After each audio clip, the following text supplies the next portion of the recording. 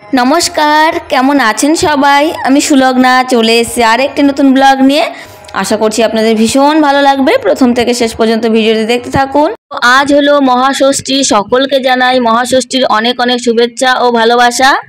তো সকালবেলা ওই যে শশাগুলো দেখতে পাচ্ছেন, এই শশাগুলো কিন্তু আমাদের এক দাদাভাই দিয়ে গেছে। আগের দিন রাতে আমরা গেছিলাম তার দোকানে, তো বললো আমাদের জমিতে অনেক শশার চাষ হয়েছে আর শশাগুলো একদম সার ছাড়াই হয়েছে আর এত সুন্দর হয়েছে। মাকে মাসি বলে ডাকে, মাসি এত টেস্টি কি বলবো। তখন আমরা বলেছিলাম আমাদের 1 কেজির মতো দিও, কিন্তু দাদাভাই কোনো টাকা পয়সায় নেয়নি। 1 কেজি তো দূরের কথা, অনেকগুলো পাঠিয়ে দিয়েছে। তো যাই হোক, আমি তো সকাল সকাল স্নান করে চলে আসলাম, যাব ডিউটি। তো আজকে আমার ডিউটি আছে, কাল অষ্টমী, কাল আমার অফ আছে। তো চলুন, তো স্নান করে চলে এসেছি, এখন খাওয়া দাওয়া করব, কারণ খাওয়া দাওয়া করে তারপর ডিউটি বেরিয়ে যাব। আর আমার মা আমাকে দিয়েছিল পুজোতে একটা নাইটি, এই যে দেখুন নাইটিটা আমি চাপাতে দিয়েছিলাম দাদার দোকানে, কিন্তু অনেকটা ঢিলে করে দিয়েছে। তো আজকে তো পরেছি, তা পরার পরে বুঝতে পারলাম অনেকটা ঢিলে এখনও আছে। মনে হয় দাদা চাপায়নি হয়তো কাজের জন্য, বা হাতাটা শুধু কেটে দিয়েছে।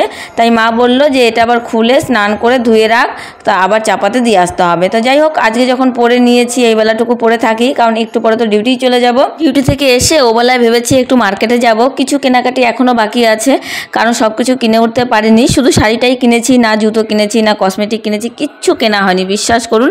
তো ভাবছি আজকে ডিউটি সেরে এসে তারপরে যাব, কারণ হচ্ছে অষ্টমীর দিন তো অঞ্জলি দেবো, তো সকালবেলা অনেক তাড়াহুড়ো থাকবে, ওই জন্য আর যাব না। কিছু কসমেটিক যেমন কিনবো, তেমনই কিছু ঘরের জিনিসপত্র কিনবো। মা বহুদিন থেকে বলছিল আমাকে একটা র্যাক বানিয়ে দে, বাসন রাখার র্যাক। আমাদের বাড়িতে বাসনের ঝুড়ি আছে, র্যাক তেমন করে বানানো হয়নি।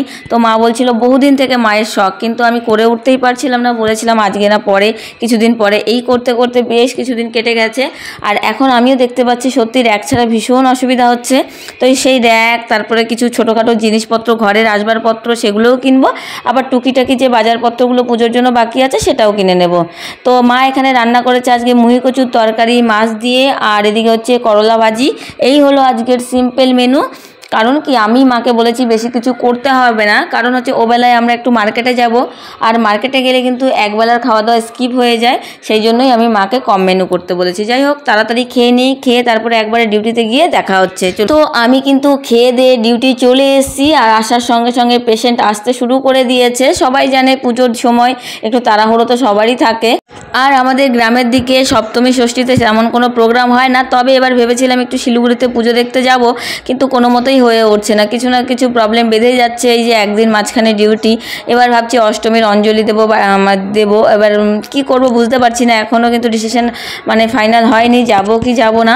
তো যাই হোক, এখানে পেশেন্টকে ওষুধ দিয়ে দিলাম। তাছাড়া কিন্তু আরও একজন পেশেন্ট চলে এসেছেন, সে হচ্ছে আমার HTN-DM follow up patient. Specially আমাকে ফোন করেছিলেন, দিদিমণি আপনি আসবেন কি, আমার মেডিসিন লাগতো। তো আমি বললাম আপনি আগে নিয়ে যাননি কেন? বললো দিদিমণি বাড়িতে একটু প্রবলেম ছিল, অন্যরকম প্রবলেম, তার জন্যই আমি আসিনি। তো আর কি বলবো বলুন তো, মেডিসিনের ব্যাপার, ডিসকন্টিনিউ তো করা যাবে না। আমি বললাম ঠিক আছে, আমি সপ্তমীর দিন যাব, সকাল আমার রোস্টার ডিউটি বসানো আছে, আপনারা একটু তাড়াতাড়ি আসবেন। আর সত্যি কথা বলছি, আমি যে টাইম দিয়েছি সেই টাইমের মধ্যেই কিন্তু চলে আসে। এবার আমার কিন্তু অনেকগুলো কাজ পেন্ডিং হয়ে আছে রিপোর্টিংয়ের, সেগুলো করতে হবে। ওটাই আমার একটা মাথায় বড় হেডেক। যেমন SKMS পোর্টালটা করতে হবে, বলেছে যে হচ্ছে 2 তারিখের মধ্যে করতে হবে, কিন্তু আমি তো সময়ই পাচ্ছি না। তো যাই হোক, এখানে BP চেক করে নিলাম, BPটা নর্মালি আছে। পেশেন্টকে ভালো করে বুঝিয়ে বললাম, আর মেডিসিনটা কী করে খাবে সেটাও ভালো করে বুঝিয়ে দিলাম।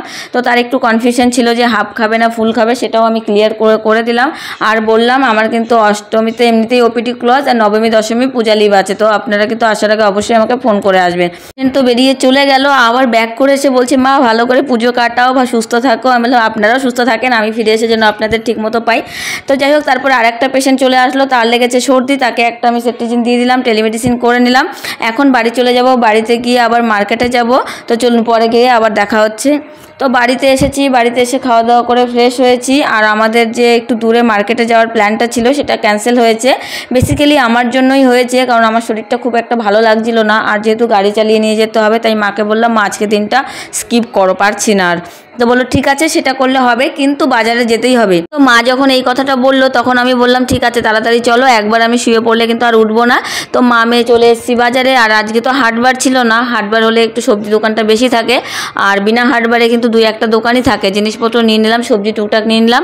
আর তারপরে কি করলাম, দাদার দোকানে গিয়ে মানে কাপড়ের দোকানে গিয়ে সেই যে বসেছি, আর এখন বাজে 9টা, এখন বাড়ি ফিরছি।